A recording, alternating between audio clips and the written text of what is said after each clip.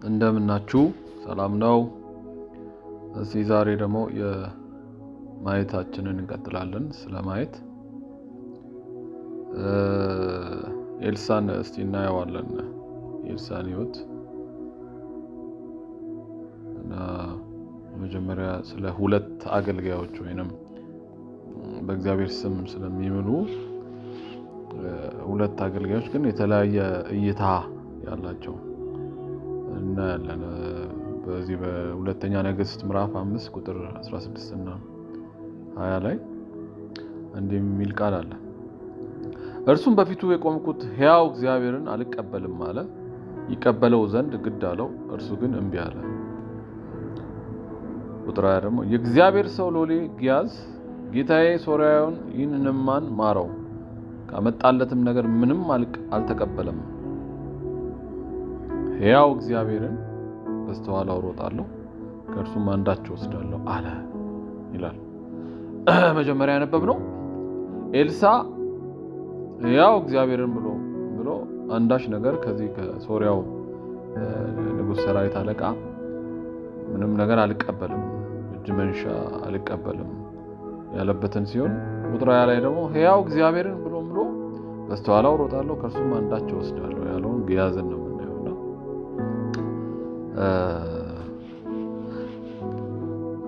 የሁለቱ የማየት አቅም እዚህ ጋር ማየት እንችላለን። ሁለቱም አገልጋዮች ናቸው። ሁለቱም አንድ ስፍራ ምናልባት የሃይማኖት ስፍራ ልንለው እንችላለን፣ ሌላ ስፍራ የሚመላለሱ ናቸው። ግን አንደኛው በእግዚአብሔር ስም ምሎ አልቀበልም ምንም አይነት ስጦታ ከዚህ ከሶሪያ ሀገር የመጣው ታሪኩን እንደምታውቁት ፈውስ የተቀበለ ከለምጡ የነጻ የሶሪያ ንጉሥ ሰራዊት አለቃ ንዕማን የሚባል ሰው አለ። እሱ ከተፈወሰ በኋላ እንደምታውቁት የእግዚአብሔር ሰው ኤልሳ ምንም አይነት ስጦታ እንደማይቀበል ይነግረዋል። አይ ቲንክ ይህንን ያለበት ምክንያት ከእግዚአብሔር ሰምቶ ነው መሆን ያለበት አይደል? ስለዚህ ሕያው እግዚአብሔርን ብሎ ስላለ ማለት አልቀበልም ሲል፣ ይሄኛው ደግሞ አገልግሎትን፣ ወቅትን፣ ሁኔታን፣ ስሜትን፣ እውቀትን የሚተነትነው ከሎጂክ አንጻር ከዚህ ከፊዚካል ሪልም ላይ ባለው መስተጋብር ብቻ ነው። ይሄ ነገር ስጦታ ነው፣ ምን ችግር አለው በወስደው ብሎ ደግሞ አፕሩቫል የሚሰጠው ሕያው እግዚአብሔርን ኤልሳ እንደተሸወደ ይህን ሁሉ የሶርያውን አለቃ ፈውስ ካመጣለት በኋላ እንዴት አይቀበለውም? መብቱ ነው የሚል የሎጂካል ቶት ወይም በዛ ይመስለኛል እንግዲህ እወስዳለሁ አለ። ሮጦ እንደምታውቁት በምክንያት ፈጥሮ ብዙ ውሸቶችንም ተናግሮ በኋላም ሲዋሽ እናየዋለን። ኤልሳ ሲጠይቀው የት ነበርክ ሲለው የትም አይደለሁም ብሎ ሲለው ወዴትም አልሄድኩም ብሎ ሲለው እናያለን። ቁጥር 25 ላይ እርሱ ግን ገብቶ በጌታ ፊት ቆመ። ኤልሳም ግያዝ ሆይ ከወዴት መጣ አለው። እርሱም እኔ ባሪያህ ወዴትም አልሄድኩም ይላልና በኋላ ኤልሳ ምን ይለዋል? እኔ እኮ ሳይህ ነበረ፣ ሁሉን ነገር እዚህ ቤት ሆኜ አይህ ነበር ነው። እና ኤልሳ እንደዚህ አይነት አስደናቂ ሪልም የተከፈተበትን ዓለም ኢንስፓየር ሳያደርገው ከባዕድ ሀገር የመጣን ሶርያዊ እጅ መንሻ ለመቀበል የሮጠበት ፍጥነት በጣም ያሳዝናል። እዚህ ጋር የተከፈተ እየተሰራ ያለው ከኤልሳ ጋራ ታስታውሱ እንደሆነ ኤልሳ ሲከተለው በነበረው ፓሽን ባየበት እይታ ልክ አይደለም። ግያዝ በዚህኛው ዓለም ተጨቁኖ ነው ያለው።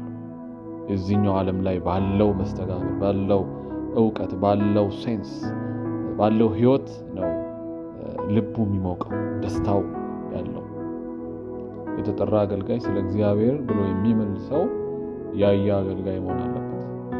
የተሻገረ መሆን አለበት። አይታችሁ ከሆነ ምዕራፍ 6 ላይ ሌላኛውን አገልጋይ የሶሪያ ሰራዊት ከተማውን ከቦት አደረና በሌላ ታሪክ ላይ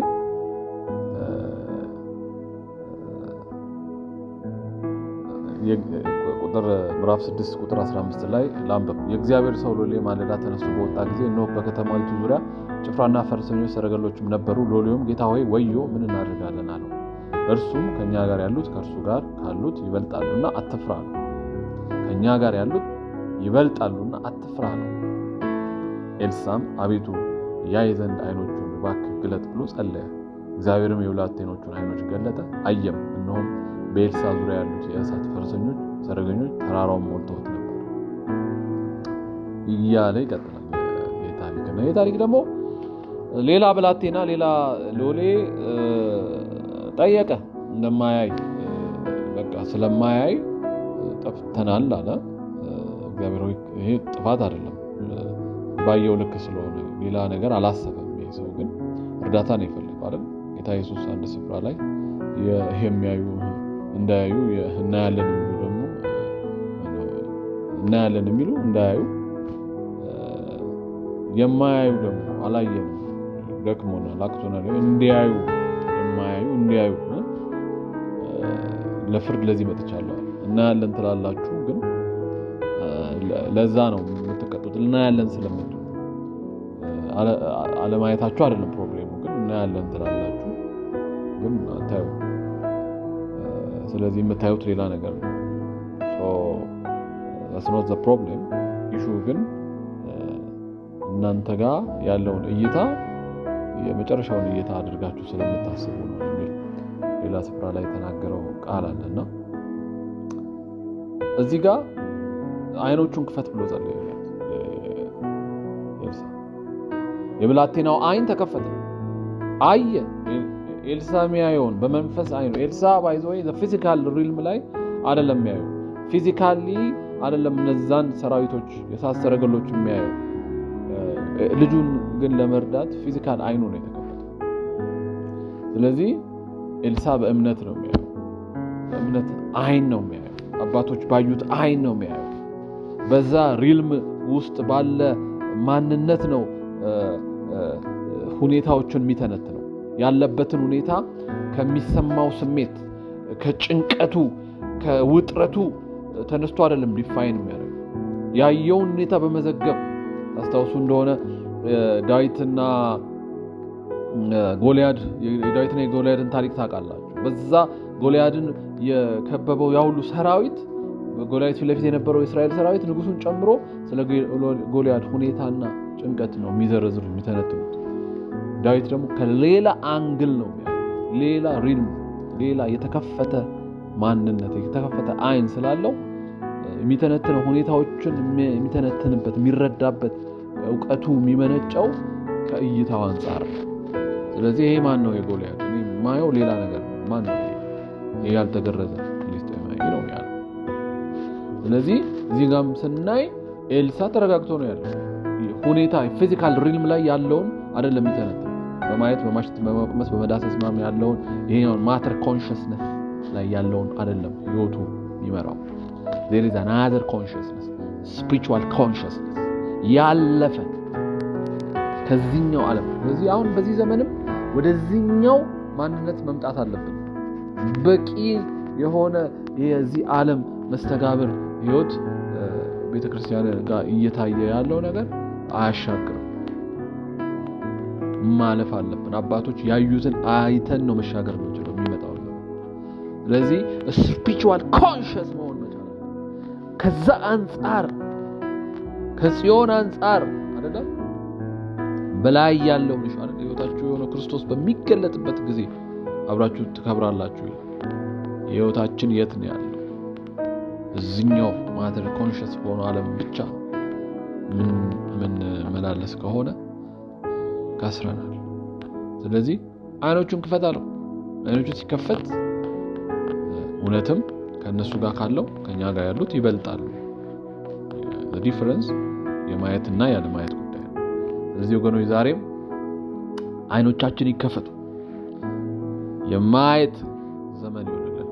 የምናየው እግዚአብሔር ያየው የእግዚአብሔርን አጀንዳ፣ የእግዚአብሔርን ሐሳብ፣ የእግዚአብሔርን ኃይል፣ የእግዚአብሔርን ችሎታ እንደ ዳዊት እንደ አባቶች የእግዚአብሔር ችሎታን ማየት፣ የእግዚአብሔርን አቅም ማየት እንጂ ሁኔታን መተንተንና መዘርዘር ሳይሆን ከዚህኛው ዓለም ከዚህኛው ኮንሽስነስ በላይ መሆን እግዚአብሔር ከዛ አንጻር እንድንኖር ይርዳል። ጌታ ቸር ነው። ማየታችን ይቀጥላል። በሚቀጥለው ሌላ የማየት ክፍል ደግሞ እናያለን። ጌታ ይባርክ።